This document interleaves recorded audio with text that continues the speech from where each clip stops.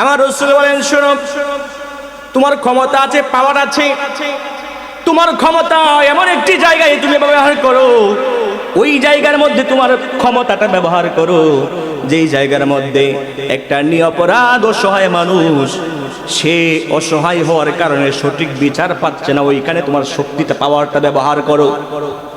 একটা লোকের জায়গা আরেকটা লোক দখল করছে, ওইখানে তোমার পাওয়ারটা দেখাও, ক্ষমতা দেখাও, তোমার পাওয়ারের বলে ওই গরিব ব্যক্তির জমিটা তুমি উদ্ধার করে দাও।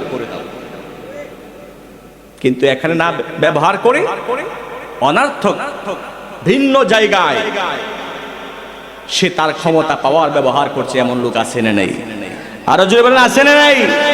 বরঞ্চ ভিন্ন জায়গায় তো ক্ষমতা ব্যবহার করছে, আর যে ব্যক্তি তার ক্ষমতা পাওয়ার যোগ্য, তার কাছ থেকে সঠিক বিচার পাওয়ার যোগ্য, ওই ব্যক্তির সাথে সে সুন্দর ব্যবহার করছে না।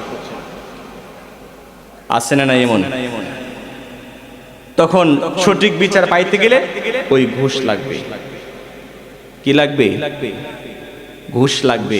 ঘুষখোর এলাকার মধ্যে, আপনাদের এলাকায় মনে হয় খুব কম। এই ঘুষখোর বিচারকদের বিচার পরকালে হবে কি হবে না? জোরে বলেন, হবে কি হবে না?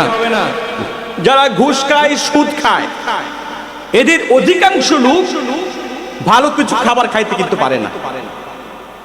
দেখবেন যারা ঘুষ খায়, সুদ খায়, এদের যে টাকা পয়সা ইনকাম করছে, এই টাকা পয়সাগুলো এরা নিজে খেতে পারে না।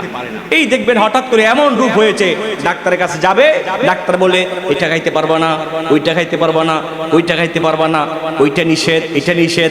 আছে না নাই? আরো জোরে বলেন, আছে না নাই? এত কিছু নিষেধ হওয়ার পরেও, এত কিছু সিগন্যাল দেওয়ার পরেও সে কিন্তু ঘুষ খাইতেই আছে, খাইতেই। ঠিক না ঠিক?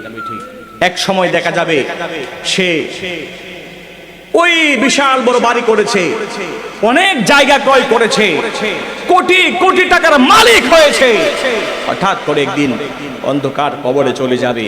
বলুন, এই সম্পদ কি নিয়ে যেতে পারবে? জোরে বলেন, পারবে?